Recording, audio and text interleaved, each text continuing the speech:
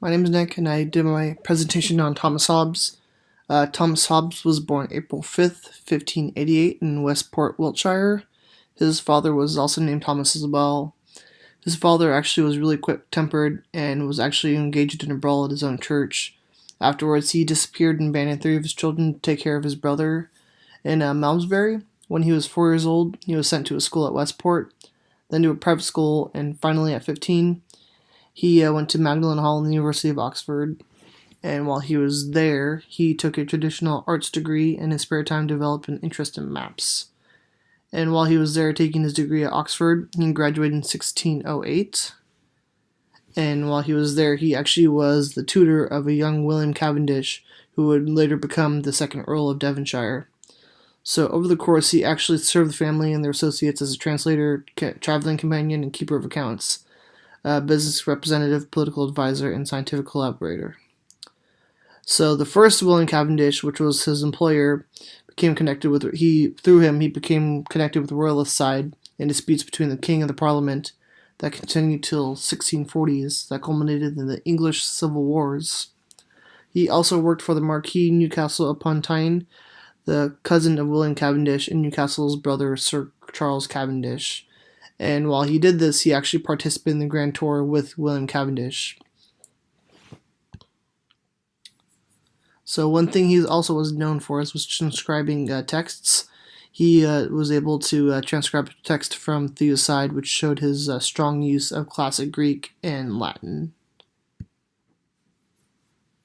And then he also had written a treaty called The Elements of Law, Natural, and Politic.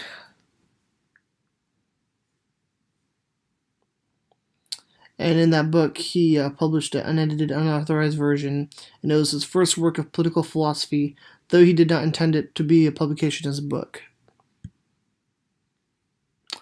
Some of his other works that he's done is called De Civi, and then he's also made what he's most notably known for is the Leviathan.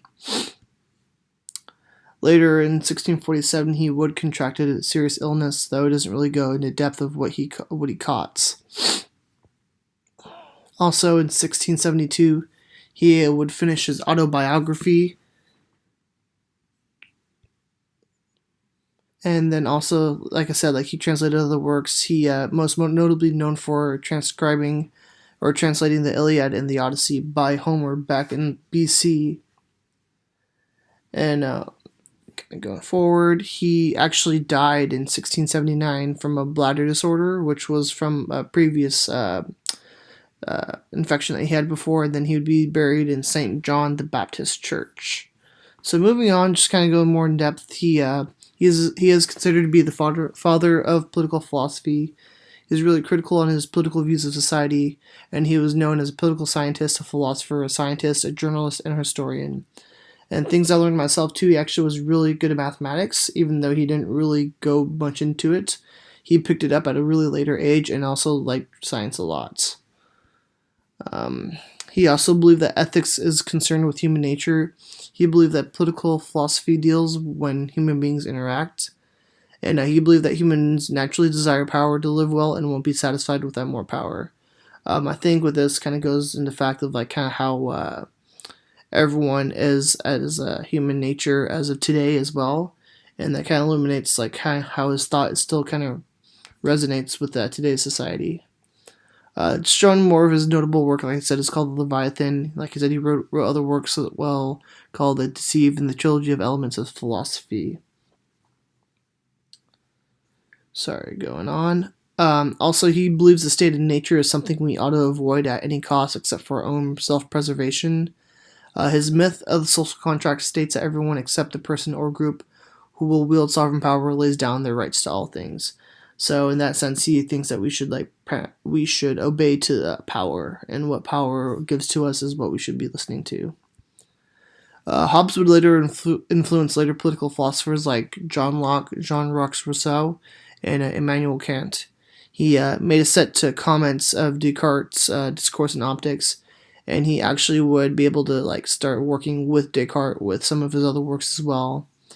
He was influential in all Western political thoughts, And then on the last slide here, just kind of go more about him. Some of the more ideologies that Hobbes gave to light included the right of the individual, the importance of republican idea or government, and the idea that acts are allowed if they are not expressly forbidden. He also believed that humans could thrive in harmony while avoiding the perils of fear and societal conflict.